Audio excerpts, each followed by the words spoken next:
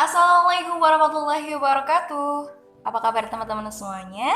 Semoga kalian selalu sehat dan bahagia. Kali ini di Sinta ingin menjelaskan sedikit tentang bisnis event organizer. Ya kan, pasti kalian tahu nih, mungkin pernah dengar lah sedikit tentang event organizer. Itu apa sih? Check it out. Oke. Event organizer memang sekarang banyak diminati oleh sebagian pengusaha. Event organizer sendiri itu artinya sederhana, yaitu kepanitiaan. Jadi lebih jauh pengertiannya itu sebuah tim kelompok yang terdiri dari tim manajer, ada tim produksi dan juga tim pelaksana, di mana itu untuk mengorganisir sebuah acara atau mengorganisir dalam penyelenggaraan sebuah acara. Cakupan dari acara-acara yang ada di event organizer itu dimulai dari kecil, skala kecil, sampai ke skala yang besar seperti nasional atau internasional. Jadi kalau skala kecilnya itu seperti pesta ulang tahun ya, pokoknya pesta-pesta pribadi. Kalau taraf nasional atau internasional itu bisa seperti pesta olahraga internasional ataupun rapat-rapat atau acara-acara yang dilakukan oleh lembaga pemerintahan. Itu juga bisa itu merupakan cakupan dari event yang bisa dihandle oleh event organizer. Ya, yaitu tentang klasifikasi I.O. Jadi I.O. ini dibagi menjadi dua, yaitu ada I.O. spesialis program dan juga I.O. spesialis kontraktor. I.O. spesialis program itu dia mengandalkan sebagian besar hidupnya itu dengan menjual konsep acara ke sponsor. Itu seperti showcase, terus expo atau sebuah pameran. Nah, kalau yang untuk kedua ini, yang untuk kontraktor itu dia membantu perusahaan yang ingin menyelenggarakan hajat. Jadi mungkin ada beberapa perusahaan untuk menyelenggarakan acara, dia menggandeng I.O. untuk mengatur acaranya tersebut. Nah, mengenai peluang dari bisnis event organizer itu memang sangat besar. Sekarang lari sangat diburu karena memang perubahan aktivitas masyarakat. Banyak masyarakat yang sibuk dengan tugasnya atau kewajibannya sehari-hari, akhirnya mereka kurang bisa atau kurang mempunyai cukup waktu untuk mengatur acara tersebut. Nah, akhirnya mereka menggandeng I.O. Jadi cakupan I.O sendiri itu tidak hanya perorangan saja atau secara pribadi, namun bisa juga dari lembaga pemerintahan seperti BUMN, BUMD, kemudian ada perbankan, sebuah komunitas, dan juga perusahaan swasta. Sangat besar bukan peluangnya? Nah, selanjutnya apa sih yang dilakukan oleh organizer? Gimana sih cara kerjanya? Nah, yang pertama dilakukan oleh organizer adalah merencanakan event bisnis. Dalam hal ini diperlukan kreativitas yang sangat-sangat lebih ya dalam menentukan konsep acara, karena bagaimanapun konsep acara itu akan mempengaruhi kualitas acaranya tersebut. Orang-orang yang datang di acara tersebut juga akan melihat, juga akan mengamati, tidak hanya sekedar datang saja, namun juga akan mengamati setiap sudut acara tersebut. Jadi kita harus bisa menawarkan, kita harus memberikan konsep wah gitu ya. Tapi tentunya ini juga sesuai dengan minat dari klien tersebut. Jadi kita mengkonsep acara plan A, plan B, plan C, kemudian kita tawarkan kepada klien mau pilih yang mana. Dalam tahap ini memerlukan waktu yang cukup lama karena memang terdapat seleksi ide dan konsep event. Oke, baik. Selanjutnya itu strategi pemasaran. Nah, di sini pemasaran ini juga sangat perlu dilakukan karena agar masyarakat itu bisa mengenal tentang produk kita atau jasa I.O kita itu. Jadi di sini ada beberapa cara tentang strategi pemasaran. Yaitu yang pertama ada mulut ke mulut. Jadi kita bisa mulainya dengan berbicara. Jadi kita bisa mulainya dengan dari lingkungan keluarga kita sendiri atau saudara-saudara.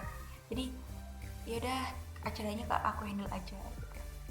Jadi dari situ kita bisa, itu juga termasuk strategi pemasaran. Nah, kemudian ada juga melalui papan nama dan reklam. Ada sponsor event, jadi ketika ada event kita bisa sponsor di situ, sekaligus kita juga memperkenalkan jasa kita ke masyarakat. Kemudian ada melalui kendaraan, jadi kendaraan ini kita kasih tulisan, kita kasih tulisan perusahaan kita, kemudian melalui adalah tulis kantor, kemudian stiker, poster, brosur, kemudian kartu nama, kemudian ada juga aksesoris dan souvenir. Bisa juga sekarang kita melalui website. Nah, jadi di website tersebut kita menulis perusahaan kita dan pokoknya lengkap. Jadi karena orang akan lebih mudah mengakses di website tersebut. Pembuatan proposal. Hal-hal yang perlu dicantumkan dalam proposal itu terdiri dari gambaran umum perusahaan, kemudian ada penjelasan mengenai event, jadi eventnya itu seperti apa, lebih detail ya. Kemudian ada latar belakang melakukan kerjasama, jadi kerjasama atas dasar apa, seperti itu. Kemudian ada rencana pemasaran, kita juga perlu pemaparan. Kemudian ada riset pasar. Jadi dalam konsep ketika merencanakan event itu kita juga perlu melakukan riset. Jadi kita memperhatikan bagaimana tren dan yang berkembang sekarang, dan juga akan memberikan sistem pelayanan yang baru. Kemudian ada bentuk kerjasama yang ditawarkan serta beberapa peraturan yang melandasi kerjasama. Ini sangat penting karena peraturan ini untuk mengontrol jalannya kerjasama supaya tidak melenceng seperti itu ya. Atau di suatu hari mendapati sebuah ketidaksesuaian, nah maka itu bisa diredam, itu bisa diatasi. Kemudian pembagian keuntungan yang jelas. Ini juga termasuk harus dibahas dalam proposal ya, supaya memang benar-benar mitra kerja ini atau klien itu juga bisa percaya dengan perusahaan kita. Selanjutnya yaitu mengenai mencari mitra kerja. Nah, ini sangat perlu. Mitra kerja ini bisa kita sebut sebagai supplier kebutuhan acara. Nah, selain kreativitas, yang dibutuhin dalam yang juga sangat dibutuhkan dalam event organizer itu jaringan yang luas. Nah, jadi di sini ketika kita memiliki jaringan yang luas, kita bisa memilih mitra kerja yang akan kita gandeng untuk sebuah acara, dan tentunya kita juga bisa menentukan harga yang kompetitif.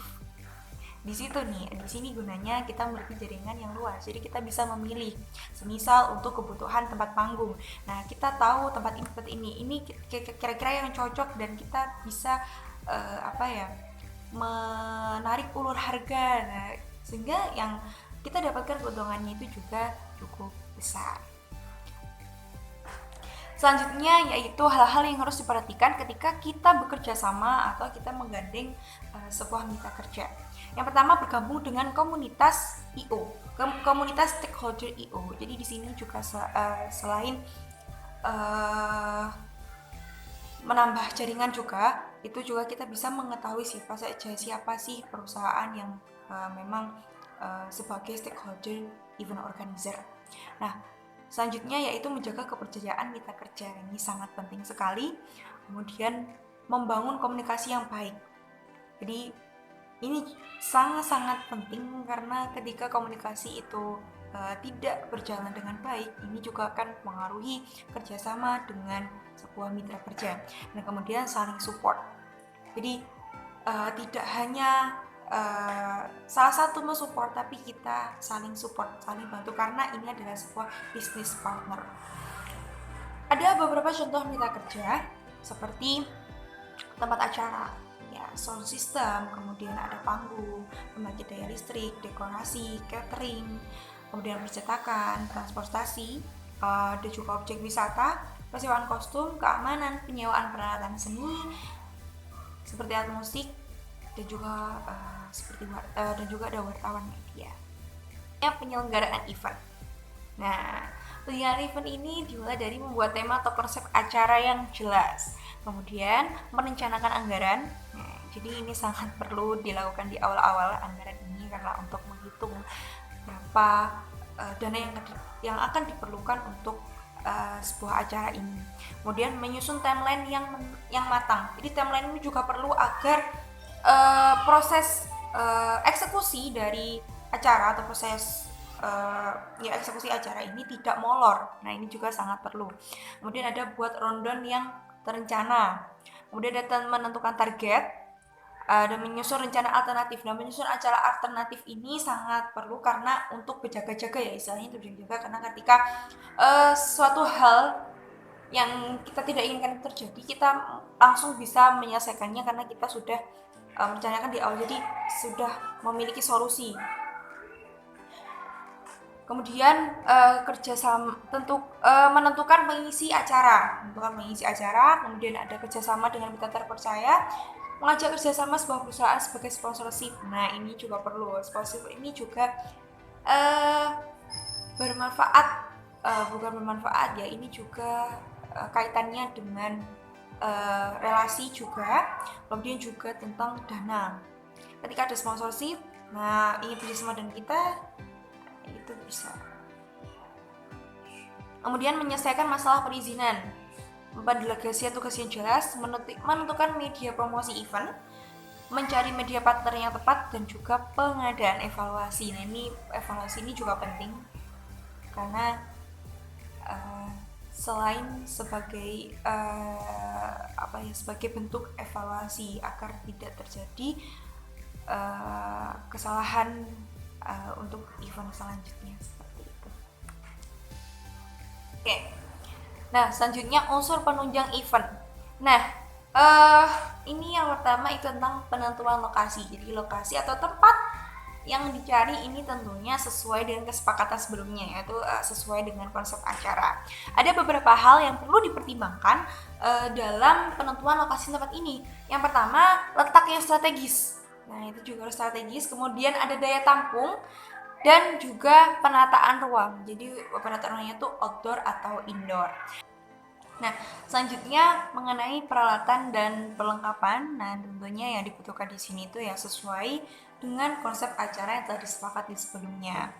Mengenai penentuan lokasi dan juga perlengkapan dan peralatan ini yang diperlukan dalam acara, tentunya relasi mitra kerja ini juga berhubungan dalam penentuan lokasi dan juga peralatan dan perlengkapan.